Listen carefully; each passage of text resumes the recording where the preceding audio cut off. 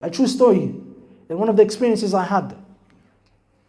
Showing يعني في الزوايا خبايا كما يقال. In the corners there are hidden things. Only Allah knows them. First, it's important for us to know as a principle that we're not going to ever understand and know all of the ulama that have walked the earth. But that does not mean that they do not have their status and value with Allah subhanahu wa ta'ala. Maybe the amount of scholars that we know in our lives, we can count them on our hands.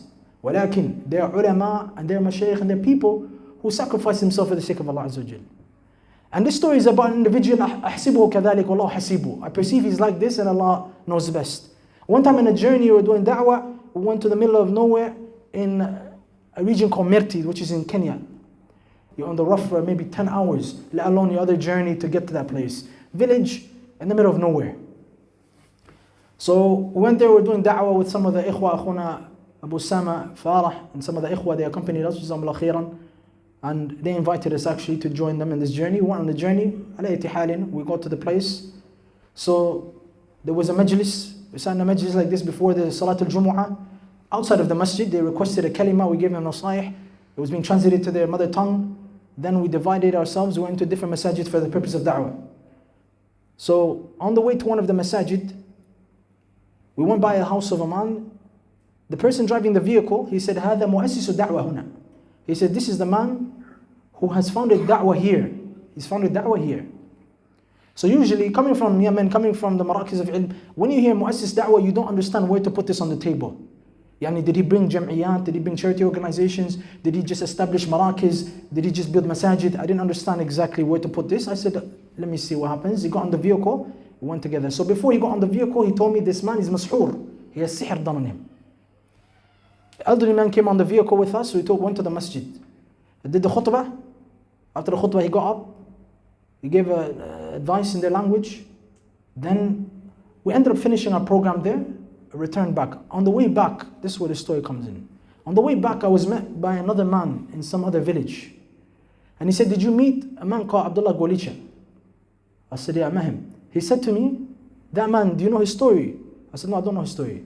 He said, that village that you were in, that village, it was overtaken by Christians, I believe Catholics. Came to that village, which was Muslim. It was a Muslim village. And they turned them into Christians by way of a tamwil, wealth, building hospitals, pumps, different things were placed in order to draw the people in. And many of the people left Islam to Christianity because of the dunya. This is the danger which is out there.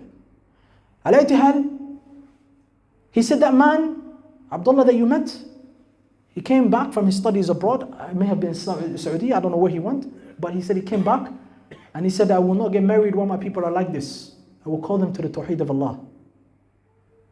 He began a one-handed fight against the Christians and the kuffar, the murtadun, calling them back to the Tawheed of Allah subhanahu wa ta'ala. And he would go to people, he said, and he would say, I don't want your money. Just build me a center so I can call to the Tawheed of Allah. And he got assistance like this. He continued to call and fight against them and call and fight against them. Until he said 80% of those people who became murtadun, they came back to Islam. 80%. No social media, nothing. The village has nothing. I don't even know how strong the internet was there, the connection. Alayhi halin, through the efforts and being sincere to Allah and calling to Tawheed, his people came back to the Tawheed of Allah subhanahu wa ta'ala. The Christians had no room to remain in the village. What did they do? They packed up and left.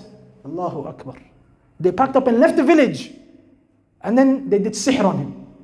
So remember I told you when we were going there, the man told me he had sihr done? This is from the Nasara. Intiqaman. Taking revenge from him because of what he did. They did sihr on him. Which he's still facing Allahu Alam if he's been cured. But a person like that, نحن لا نعرفه. No one knows who this man is. لكن الله يعلم ما هو عليه. Allah knows what he's upon. Allah knows what he's upon.